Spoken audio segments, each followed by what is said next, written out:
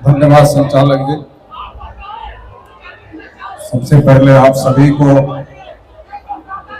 विश्व रत्न डॉक्टर बाबा साहब अम्बेडकर एवं राष्ट्रपिता क्रांति ज्योति महात्मा ज्योतिराव फूले के जन्मदिन की हार्दिक शुभकामनाएं। सबसे पहले डॉक्टर बाबा साहब अम्बेडकर एवं क्रांति ज्योति फूले जयंती समारोह 2023 जो बोधिसत्व डॉक्टर बाबा साहब अम्बेडकर संयुक्त जयंती महोत्सव समिति जबलपुर द्वारा आयोजित किया जा रहा है। आयोजक बंधुओं को इतने बड़े और सफल कार्यक्रम करने के लिए हार्दिक बधाई देते हैं। साथ ही आप लोगों ने इस कार्यक्रम में हमको, आप सभी लोगों को साधुवाद व्यक्त करते हैं। आज के इस कार्यक्रम के उद्घाटक, जिसमें राष्ट्रपिता ज्योतिबा फूले की भी जयंती आती है, विश्व रत्न बाबा साहब डॉक्टर अम्बेडकर की भी जयंती आती है, और अभी जो लेटेस्ट शोध हुआ, जो लेटेस्ट रिसर्च हुआ, उसके आधार पर ये बात सामने आई कि 8 अप्रैल को छत्रपति शिवाजी महाराज की जयंती भी अप्रैल महीने में ही है। तो अभी अप्रैल महीने में तीन महापुरुषों की जयंती है। 8 अप्रैल को छत्रपति शिवाजी महाराज की जयंती, फिर राष्ट्रपिता ज्योतिबा फूले की जयंती है, और फिर बाबा साहब डॉक्टर अम्बेडकर की जयंती है। तो इस प्रकार से अप्रैल महीने में तीन जयंतियां हम लोग मनाने का काम कर रहे हैं। आप सभी को राष्ट्रपिता ज्योतिबा फूले की जयंती की, बाबा साहब डॉक्टर अम्बेडकर की जयंती की और छत्रपति शिवाजी महाराज की जयंती की हार्दिक शुभकामनाएं। साथियों, आज हम लोग बाबा साहब अम्बेडकर की जयंती मना रहे हैं, और इस बात को कहते हुए हमें बहुत ही गर्व होता है, बहुत ही खुशी होती कि पूरे देश ही नहीं, पूरी दुनिया में जितने बड़े पैमाने पर विश्व रत्न बाबा साहब डॉक्टर अम्बेडकर की जयंती मनाई जाती है, उतने बड़े पैमाने पर पूरी दुनिया में किसी भी दूसरे महापुरुष की जयंती नहीं मनाई जाती है। इतने बड़े पैमाने पर बाबा साहब अम्बेडकर की जयंती पूरे देश और पूरी दुनिया में मनाई जाती है। लेकिन साथियों, हम लोगों को समझना पड़ेगा, हम लोगों को यह जानना पड़ेगा कि हमें जयंती क्यों मनानी चाहिए, जयंती मनाने का हमारा मकसद क्या होना चाहिए। और ये जानने समझने के लिए हमें बाबा साहब अम्बेडकर से ही सीखना पड़ेगा, बाबा साहब अम्बेडकर से ही समझना पड़ेगा। बाबा साहब जब जीवित थे तो एक बार दादर में उनके अनुयायियों ने बाबा साहब डॉक्टर अम्बेडकर को संपर्क किया, और बाबा साहब डॉक्टर अम्बेडकर को कहा कि बाबा साहब, हम आपकी जयंती मनाना चाहते हैं, और उस जयंती में मुख्य अतिथि के तौर पर आपको ही आमंत्रित करना चाहते। बाबा साहब इस बात के लिए तैयार नहीं हो रहे थे, और बाबा साहब मना कर रहे थे, लेकिन जो आयोजन करने वाले लोग थे वो बार बार बाबा साहब डॉक्टर अम्बेडकर को रिक्वेस्ट कर रहे थे कि नहीं, हम जयंती का कार्यक्रम रखना चाहते हैं, आप स्वीकार करो, हम आपको मुख्य अतिथि के तौर पर उस कार्यक्रम में बुलाना चाहते हैं। बाबा साहब के अनुयायियों के अनुरोध पर बाबा साहब उस जयंती कार्यक्रम में गए, और जाने के बाद बाबा साहब अम्बेडकर ने वहां भाषण किया, और भाषण करते हुए बाबा साहब डॉक्टर अम्बेडकर ने कहा कि केवल मेरे नाम का जयकारा मत लगाओ, मेरे अधूरे कार्य को पूरा करो। यही बात बाबा साहब अम्बेडकर ने 1952 में जब मुंबई में सभा किया, तो मुंबई की सभा में बाबा साहब अम्बेडकर ने इस बात को कहा कि मेरी दृष्टि से अभी कुछ काम अधूरा रह गया। मतलब जो काम मैं करना चाहता था वो काम अभी पूरा नहीं हुआ है, इसलिए मेरे नाम का केवल जयकारा लगाने के बजाय जो मेरा अधूरा काम है उसके लिए जान की बाजी लगाने का काम करो। ये बाबा साहब अम्बेडकर का संदेश है। इस संदेश को हम लोगों को समझना पड़ेगा, इस संदेश के बारे में हम लोगों को सोचना पड़ेगा, इस संदेश के बारे में हम लोगों को जानना पड़ेगा कि आखिर बाबा साहब अम्बेडकर उस कौन से कार्य के बारे में कह रहे थे, किस काम के बारे में कह रहे थे, कौन सा काम बाबा साहब अम्बेडकर का अधूरा पड़ा हुआ है जिसे उनके अनुयायियों को पूरा करना है।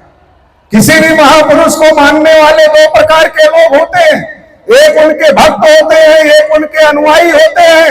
जो भक्त होते हैं वो देखते हैं बाबा साहब अम्बेडकर कैसा कोट पहनते थे, बाबा साहब अम्बेडकर कैसा चश्मा लगाते थे, तो बाबा साहब अम्बेडकर जैसा कोट पहनते थे वैसा कोट बाबा साहब के भक्त पहनेंगे, जैसा चश्मा लगाते थे वैसा चश्मा बाबा साहब के भक्त लगाएंगे।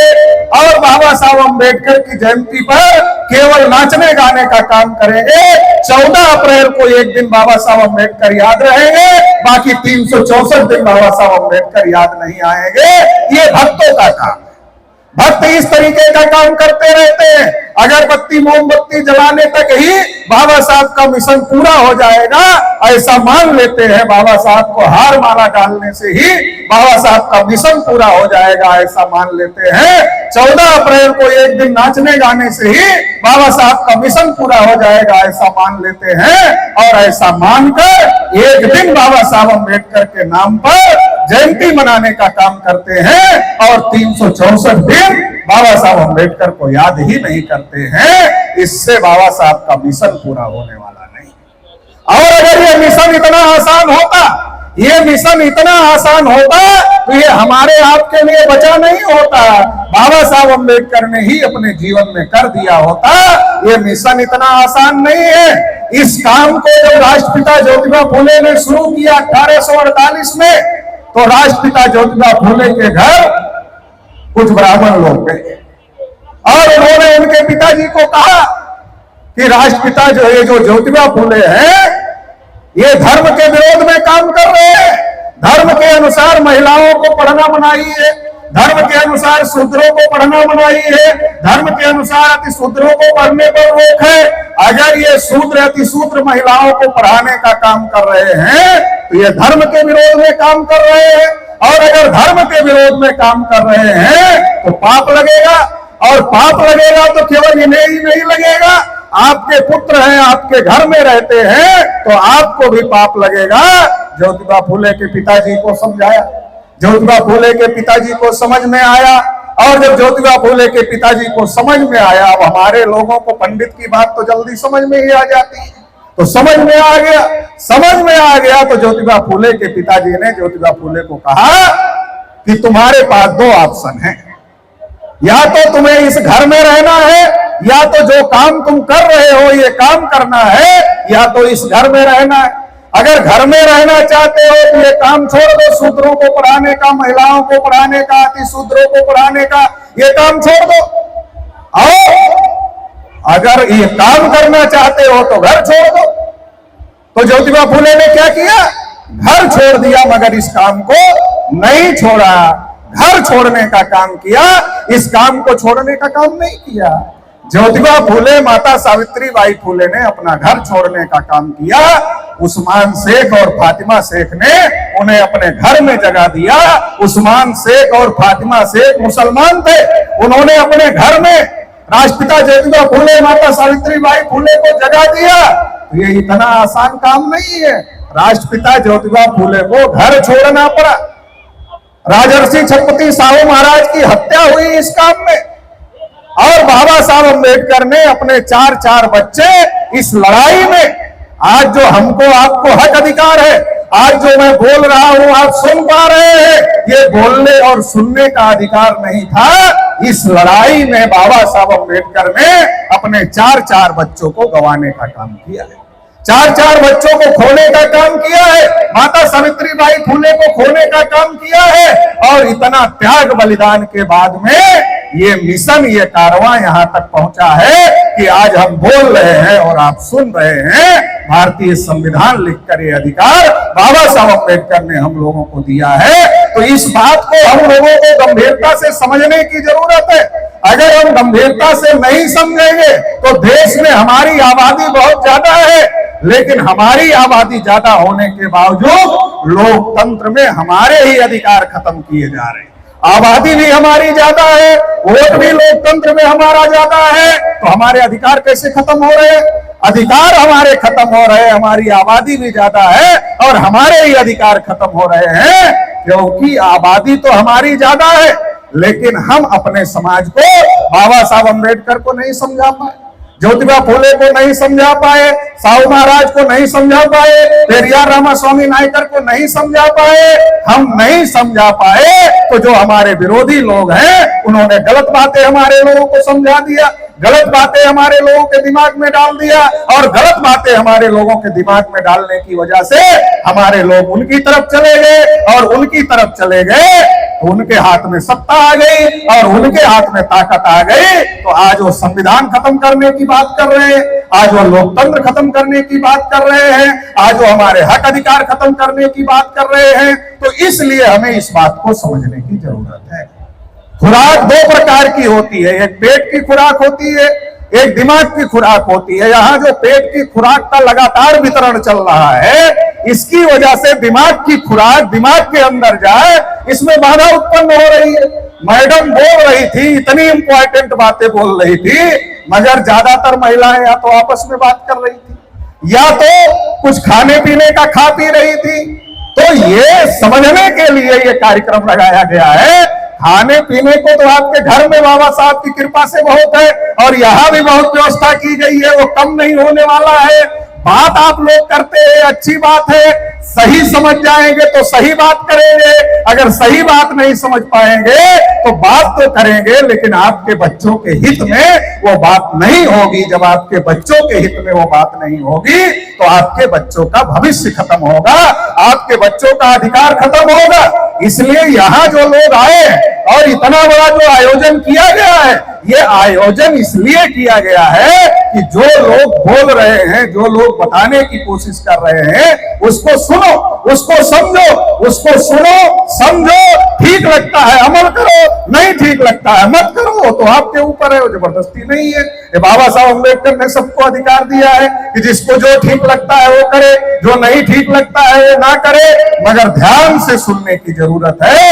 अगर ध्यान से सुनेंगे तो कुछ बातें हम लोग समझ सकते हैं। तो साथियों, मैं ये कह रहा था कि ये जो हम लोग 14 अप्रैल को बाबा साहब अम्बेडकर की जयंती मना रहे हैं, तो 14 अप्रैल को बाबा साहब की जयंती हम जितना धूमधाम से मनाते हैं, उतनी ही कड़ी प्रतिज्ञा हमको आज करनी चाहिए कि बाबा साहब अम्बेडकर, आपका जो अधूरा काम है, आपका जो अधूरा मिशन है, उसको पूरा करने के लिए हम साल के 365 दिन काम करेंगे। उसके लिए हमें किसी प्रकार की दिक्कत आती है, समस्या आती है, उसके बावजूद भी हम आपके मिशन को आगे बढ़ाने का काम बंद नहीं करेंगे, आगे बढ़ाने का काम करेंगे।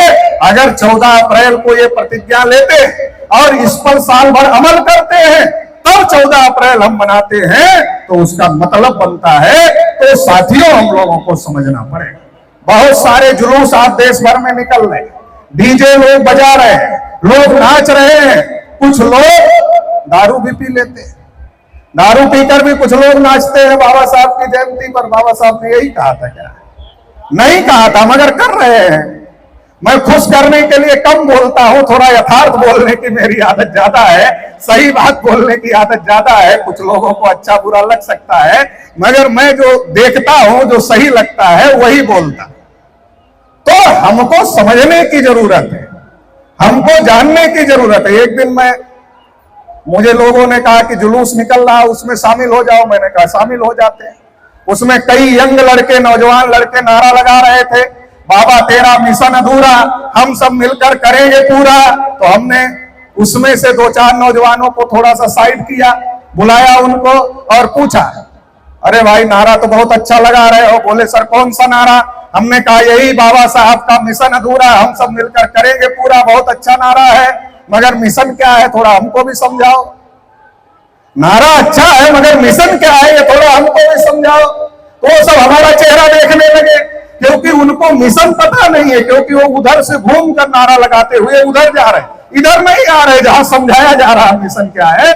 इधर नहीं आ रहे, उधर अम्बेडकर साहब की प्रतिमा से नारा लगाते हुए इतना तेज डीजे बजा रहे हैं, जो इधर है उनको भी ना सुनाई दे, इतना तेज डीजे बजाने का काम कर रहे हैं। तो समझने की जरूरत है मिशन क्या है। अगर नहीं समझेंगे तो ये समस्या बनी रहेगी और बढ़ रही है, केवल बनी नहीं है, बढ़ रही है। फूले साहू अम्बेडकर ने 108 साल तक आंदोलन चलाया। 1848 से 1956 तक 108 साल तक संघर्ष किया, उसके परिणाम स्वरूप हमको भारतीय संविधान मिला। और संविधान में बाबा साहब अम्बेडकर ने लक्ष्य लिख दिया, उद्देश्य लिख दिया कि समता, स्वतंत्रता, बंधुता और न्याय स्थापित करना। जब चौधार तालाब का आंदोलन बाबा साहब अम्बेडकर ने चलाया, तब भी बाबा साहब अम्बेडकर ने कहा कि हमें समता, स्वतंत्रता, बंधुता और न्याय पर आधारित समाज और राष्ट्र का निर्माण करना है। जब धर्म स्वीकार किया बाबा साहब अम्बेडकर ने, तब भी बाबा साहब अम्बेडकर ने कहा कि हमें समता, स्वतंत्रता, बंधुता और न्याय पर आधारित समाज और राष्ट्र का निर्माण करना है। सवाल यह है कि ये समता, स्वतंत्रता, बंधुता और न्याय के आधार पर जो समाज और राष्ट्र निर्माण करना है, ये समाज और राष्ट्र कौन निर्माण करेगा? जिन लोगों ने हजारों साल से देश में विषमता फैलाने का काम किया, ऊंच नीच फैलाने का काम किया, छुआछूत फैलाने का काम किया, भेदभाव फैलाने का काम किया, महिलाओं को गुलाम बनाने का काम किया, आदिवासियों को जंगलों में रहने के लिए मजबूर किया, क्या वो लोग इस देश में समानता स्थापित करेंगे, बंधुता स्थापित करेंगे, न्याय स्थापित करेंगे, स्वतंत्रता स्थापित करेंगे? वो लोग नहीं करेंगे। बाबा साहब अम्बेडकर ने ये जिम्मेदारी हम लोगों के ऊपर लगाई है, क्योंकि समस्या जिसकी होती है समाधान वही करते हैं। समस्याएं हमारी है तो समाधान भी हमें करना होगा। समस्याएं हमारी और समाधान हम दूसरे लोगों से उम्मीद करें तो नहीं हो सकता है। इस देश में समता नहीं है, हमारी समस्या है। स्वतंत्रता नहीं है, हमारी समस्या है। बंधुता नहीं है, हमारी समस्या है। न्याय नहीं हो रहा है, हमारे लोगों के साथ में नहीं हो रहा है। तो इसके लिए लड़ेगा कौन? इसके लिए लड़ना होगा, हम ही लोगों को लड़ना होगा। बाबा साहब ने संविधान में लिखा, इसके बावजूद भी बाबा साहब को यकीन नहीं था कि संविधान लागू होगा ठीक प्रकार से। इसलिए बाबा साहब अम्बेडकर ने कहा, संविधान कितना भी अच्छा हो, अगर इसको लागू करने वाले लोग बुरे होंगे तो अंततः ये बुरा साबित होगा। आजादी का 75 साल हो गए। 75 साल की आजादी में एक तरफ आजादी का अमृतोत्सव मनाया जा रहा है, दूसरी तरफ एक तरफ अमृतोत्सव मनाया जा रहा है, दूसरी तरफ शेड्यूल कास्ट के लोगों को कहीं मूंछ रखने की वजह से पीटा जा रहा है, कहीं घोड़ी पर चढ़ने की वजह से पीटा जा रहा है, कहीं जय भीम बोलने की वजह से हत्या हो रही है, कहीं घड़ा और मटका छूने की वजह से पीट पीट कर हत्या कर दी जा रही है। 75 साल आजादी को हो गए, संविधान लागू है, क्या समता, स्वतंत्रता, बंधुता, न्याय स्थापित हुआ? अगर हुआ तो इस प्रकार की घटनाएं क्यों हो रही है? अगर इस प्रकार की घटनाएं हो रही है तो जो बाबा साहब अम्बेडकर कहते थे कि संविधान कितना भी अच्छा हो मगर इसको लागू करने वाले लोग बुरे होंगे, तो यह संविधान कभी भी अच्छा साबित नहीं होगा। तो लागू करने वाले लोग कौन है? लागू करने वाले लोग वही लोग हैं जिन लोगों ने, जिनके बाप दादा पुरखों ने जाति व्यवस्था बनाई, वर्ण व्यवस्था बनाई, ऊंच नीच बनाया, छुआछूत बनाया, भेदभाव बनाया, वो लोग परिवर्तन करने वाले हैं। वो लोग लागू करने वाले संविधान को तो बदलने की बात करते हैं, लागू करने की बात नहीं करते। वो बदलने की बात करते हैं। तो लागू करने का अधिकार बाबा साहब अम्बेडकर ने हमको दिया, वोट का अधिकार दिया। वोट का अधिकार दिया, हमारी आबादी ज्यादा है। अगर हम अपने लोगों को समझा ले जाएं, अपने लोगों को बता ले जाएं, अपने लोगों को बाबा साहब क्या चाहते थे, ज्योतिबा फूले क्या चाहते थे, छत्रपति साहू महाराज क्या चाहते थे, ये समझा ले जाएं, तो हमारे लोग सही आदमी को चुनना शुरू कर देंगे। सही आदमी के हाथ में संविधान लागू करने की ताकत हो जाएगी। सही आदमी के हाथ में संविधान लागू करने की ताकत होगी तो जो बाबा साहब चाहते थे, समता, स्वतंत्रता, बंधुता, न्याय, वो स्थापित हो सकता है। मगर अभी तक सही लोगों के हाथ में नहीं है। इसलिए शेड्यूल कास्ट पर अन्याय अत्याचार हो रहा है। केवल शेड्यूल कास्ट पर ही थोड़ा ही हो रहा, मैं तो ओबीसी समाज का हूं। देश भर में फूले, साहू, अम्बेडकर, पेरियार की विचारधारा ओबीसी समाज में जानी चाहिए। इसके लिए देश भर में काम करता हूं। राष्ट्रीय पिछड़ा वर्ग मोर्चा का राष्ट्रीय अध्यक्ष हूं, क्योंकि फूले, साहू, अम्बेडकर, पेरियार की विचारधारा जब तक ओबीसी समाज में नहीं जाएगी तब तक देश में बड़ा परिवर्तन नहीं हो सकता है। इस देश की मनवादी ताकतें, ब्राह्मणवादी ताकतें ऐसा सोचती है कि देश में फूले, साहू, अम्बेडकर की विचारधारा ओबीसी समाज में नहीं जानी चाहिए, और अगर ओबीसी समाज में चली जाएगी तो ओबीसी जो हमारे पीछे लगा है, हिंदू के नाम पर हमको छोड़ देगा, और ये अगर हमको छोड़ देगा तो हमारा राजपाट खत्म हो जाएगा। तो इसलिए वो चाहते हैं ना जाए। तो इसलिए हम लोग कोशिश कर रहे हैं कि ओबीसी के अंदर फूले साहू अम्बेडकर पेरियार की विचारधारा जानी चाहिए, ताकि इस देश में बड़ा परिवर्तन किया जा सके। तो मैं तो देश भर में ओबीसी समाज के लोगों में काम कर रहा हूं। आजादी के 75 साल में देश में जानवरों की गिनती हुई, कुत्तों की गिनती हुई, हिजड़ों की भी गिनती हुई, मगर जो 52% ओबीसी समाज है उसकी गिनती तक आजादी के 75 साल में नहीं। अरे गिनती नहीं हुई तो आपको क्या मिलेगा? गिनती होती है तो हिस्सा मिलता है, गिनती के बगैर तो घर में खाना भी नहीं बनता है। अगर हम घर के बाहर होते हैं तो घर से टेलीफोन आता है, शाम को घर में आओगे या बाहर से खाना खा कर आओगे? हम कहते हैं घर में आएंगे तो घर में खाना बनता है हमारे हिस्से का, कहते हैं बाहर से खा के आएंगे तो नहीं बनता है, घर में खाना नहीं बनता है। 75 साल में देश में ओबीसी की गिनती नहीं हुई। अगर 75 साल में देश में ओबीसी की गिनती नहीं हुई तो ओबीसी को 75 साल में हक अधिकार नहीं मिले। लेकिन ओबीसी को 75 साल में हक अधिकार नहीं मिले, ये बात ओबीसी को पता ही नहीं है। ओबीसी के लिए बाबा साहब अम्बेडकर ने संविधान सभा में लड़ाई लड़ी, ये बात भी ओबीसी को पता नहीं है। ओबीसी के लिए बाबा साहब अम्बेडकर ने कानून मंत्री पद से इस्तीफा दिया, ये बात भी ओबीसी को पता नहीं है। ज्योतिबा फुले ओबीसी समाज को शूद्र कहते थे, ये बात भी ओबीसी समाज के लोगों को नहीं पता है। नहीं पता है ये समस्या है, बताना समाधान है। नहीं पता है ये समस्या है, और उनको बता देना, उनको समझा देना ये समाधान है। एक समस्या है, एक समाधान है। दुनिया में कोई भी बड़ा परिवर्तन विचार परिवर्तन से किया जा सकता है। बाबा साहब अम्बेडकर कहते थे कि विचार परिवर्तन ही आचरण परिवर्तन का मूल है, जो आज लोगों का आचरण है। मैं बहुजन समाज के बीच में घूमता रहता हूं, तो कोई जाति कहती है साहब हम लोग तो अम्बेडकरवादी हैं, लेकिन इस जाति वाले नहीं हैं, इस जाति वाले नहीं हैं, इस जाति वाले नहीं हैं। तो उन्हें समझना चाहिए कि बाबा साहब अम्बेडकर ये कहते हैं कि अगर किसी के आचरण में परिवर्तन करना है तो विचार परिवर्तन करना होगा। लेकिन एक देश में बड़ी साजिश चल रही है। बड़ी साजिश ये हुई कि फूले साहब अम्बेडकर के मूवमेंट को कुछ जातियों तक ही रोक कर रखा जाए, सीमित करके रखा जाए, इसको ब्रॉड ना होने दिया जाए, बड़ा ना होने दिया जाए, ताकि बची हुई जातियों का इस्तेमाल 3.5% लोगों द्वारा किया जाए और अपना राजपाट कायम किया जाए। ये साजिश देश में चल रही है, तो इस साजिश को भी रोकना होगा। इसके लिए वो बार बार कहते हैं ये मूवमेंट दलित मूवमेंट है, दलित मूवमेंट है, दलित मूवमेंट है। अभी आदरणीय उर्मिला जी आए तो लोगों ने अनाउंस किया ये दलित चिंतक है। तो मुझे जहां तक जानकारी है वो ओबीसी समाज से बिलोंग करते हैं। तो दलित चिंतक सबको, जो फूले की बात करे, जो अम्बेडकर की बात करे, वो सब दलित चिंतक है। दलित मतलब सेग्रीगेट कर दिया गया, छोटा कर दिया गया, कुछ लोगों तक सीमित कर दिया गया। जब कुछ लोगों तक सीमित हो जाएगा बाकी लोग ध्यान ही नहीं देंगे। लोकतंत्र में बहुमत के बगैर तो कुछ होता नहीं है। ज्योतिबा फुले ने 1848 में इस लड़ाई की नींव रखी। ज्योतिबा फुले ओबीसी थे। छत्रपति साहू महाराज ने इस आंदोलन को आगे बढ़ाया, बाबा साहब अम्बेडकर को तमाम प्रकार की मदद किया। और जब मानगांव परिषद लगा तो छत्रपति साहू महाराज ने कहा कि आने वाले समय में डॉक्टर अम्बेडकर पूरे देश के नेता होंगे। छत्रपति साहू महाराज ने देश का नेता घोषित किया। आज के ओबीसी को पता ही नहीं है कि छत्रपति साहू महाराज ने ऐसा कहा है।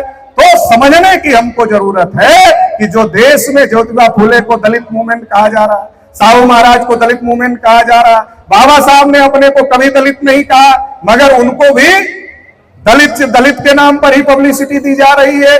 तो हमें यह समझना पड़ेगा कि ज्योतिबा फुले ने इस लड़ाई को शुरू किया, फातिमा शेख ने जगह दिया घर में, उस्मान शेख ने जगह दिया, छत्रपति साहू महाराज ने आगे बढ़ाया और बाबा साहब अम्बेडकर ने ये सारे आंदोलन को मुकाम तक पहुंचाया और भारतीय संविधान लिखा। तो जो बात ज्योतिबा फुले चाहते थे, जो बात छत्रपति साहू महाराज चाहते थे, जो बात बाबा साहब अम्बेडकर चाहते थे, वो सारी बातें बाबा साहब अम्बेडकर ने संविधान में लिखने का काम किया और इस लड़ाई को एक मुकाम तक पहुंचाने का काम बाबा साहब अम्बेडकर ने किया।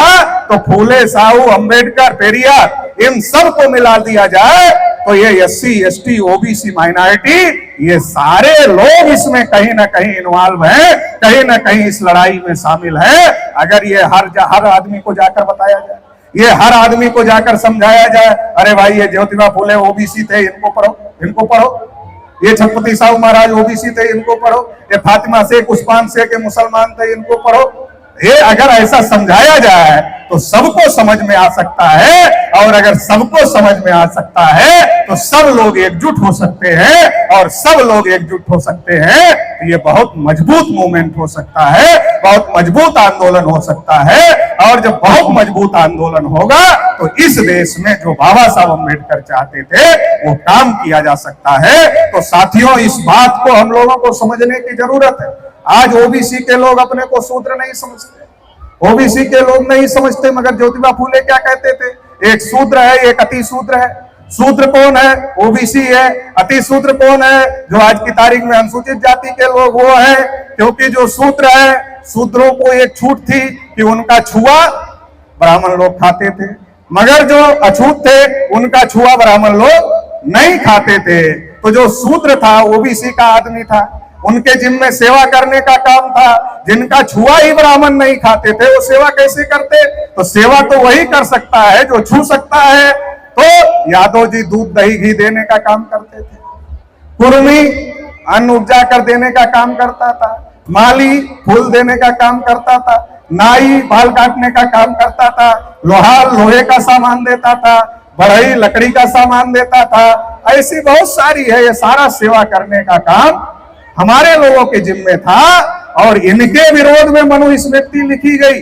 बाबा साहब अम्बेडकर ने मनुस्मृति जलाई, ओबीसी के विरोध में मनुस्मृति लिखी गई कि अगर इनके कान में ज्ञान का एक शब्द पड़ जाए तो शीशा पिघलाकर डाल देना चाहिए, आंख से देख ले तो आंख में शीशा डाल देना चाहिए, उच्चारण करे तो जीभ काट लेनी चाहिए, ऐसा लिखा गया था। महाराष्ट्र में तो गले में मटका और पीछे झाड़ू बांधा गया था। इस सारी से मुक्ति बाबा साहब अम्बेडकर ने संविधान लिख करके देने का काम किया। मगर जिन लोगों ने ये व्यवस्था बनाई थी उनको ये बात अच्छी नहीं लग रही है कि जिनके गले में मटका था, जिनके पीछे झाड़ू थी, आज वो लोग सूट बूट टाई में दिखाई दे रहे हैं। ये उनको अच्छा नहीं लग रहा है। आज ऑफिस में जाते हैं तो उनको साहब नमस्कार करना पड़ता है, ये भी अच्छा नहीं लग रहा है। इसलिए इस व्यवस्था को बदलना चाहते हैं। अगर वो इस व्यवस्था को बदलना चाहते हैं तो जो व्यवस्था हमारे हक अधिकार की है उस व्यवस्था को बनाकर रखना, उस व्यवस्था की रक्षा करना, ये हमारा काम है। और इसके लिए हम लोगों को लड़ाई लड़ना पड़ेगा, संगठित होकर के हम लोगों को लड़ाई लड़ना पड़ेगा। और लड़ने के पहले जागृत करना पड़ेगा। शिक्षित करने का क्या मतलब है? शिक्षित करने का एक मतलब जागृत करना भी है।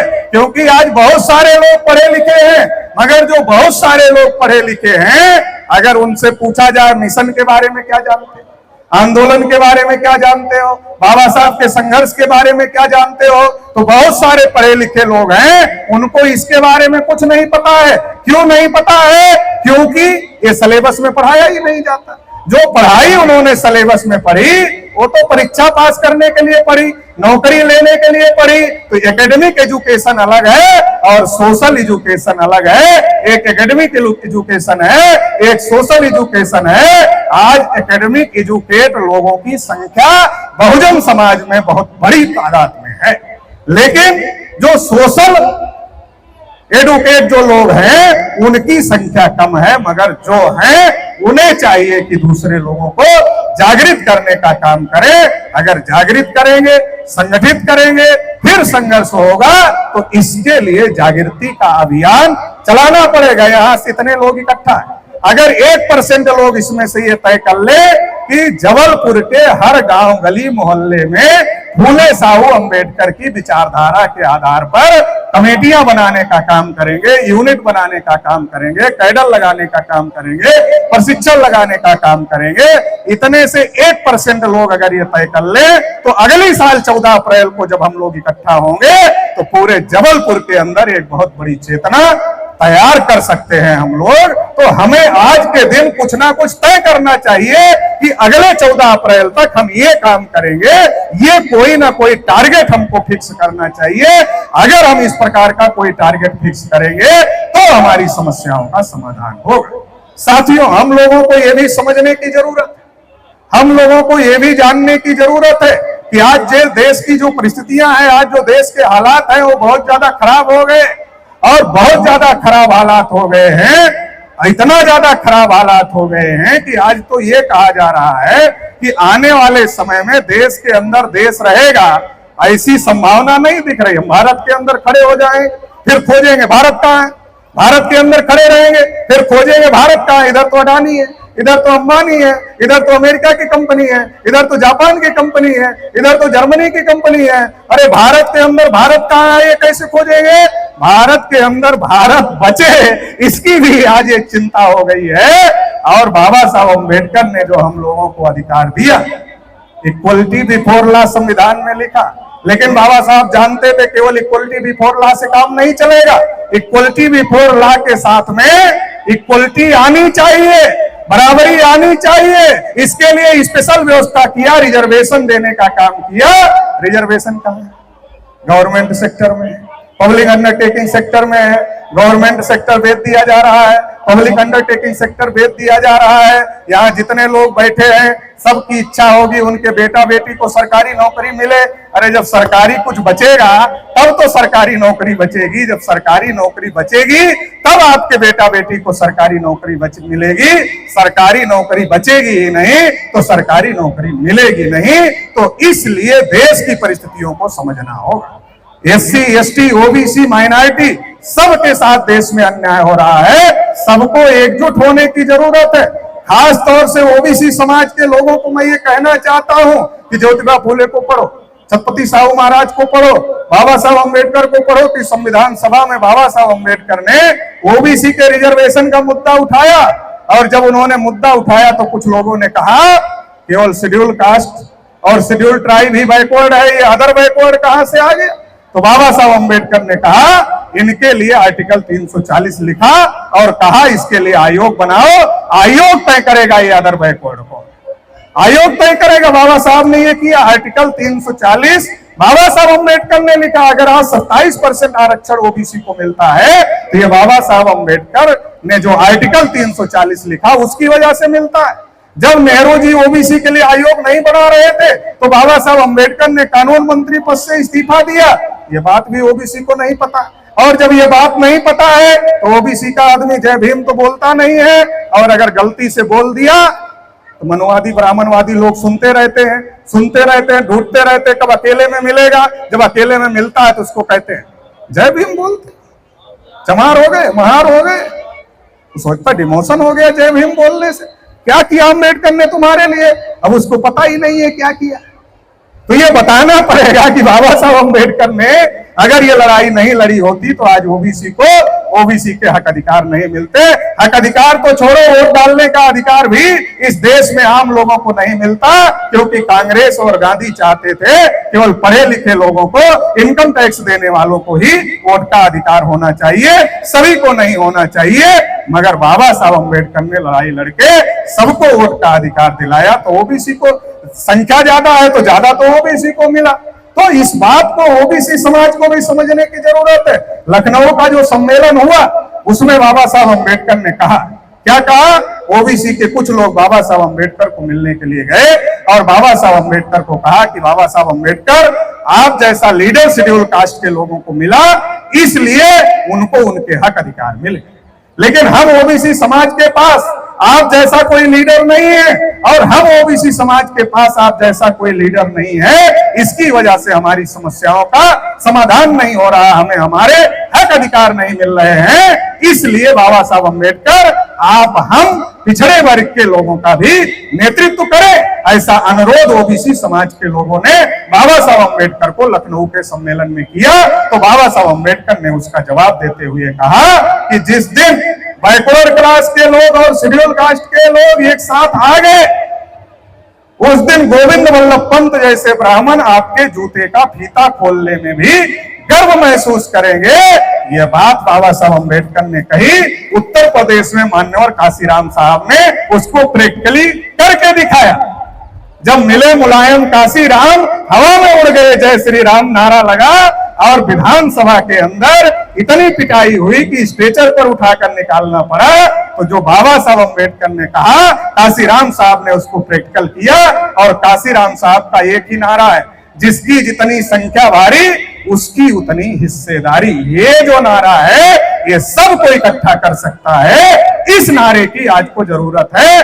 बहुत 75 साल से हिंदू मुसलमान के नाम पर लड़ाई हो रही, खास तौर से हमारे ओबीसी समाज के लोग तो हिंदू मुसलमान के नाम पर 75 साल से लड़ रहे हैं। ना हमें कुछ मिला ना मुसलमानों को कुछ मिला। 75 साल में मुसलमानों की हालत अनुसूचित जाति से खराब हो गई, ओबीसी की गिनती तक नहीं हुई, ओबीसी को उनका हक अधिकार नहीं मिला।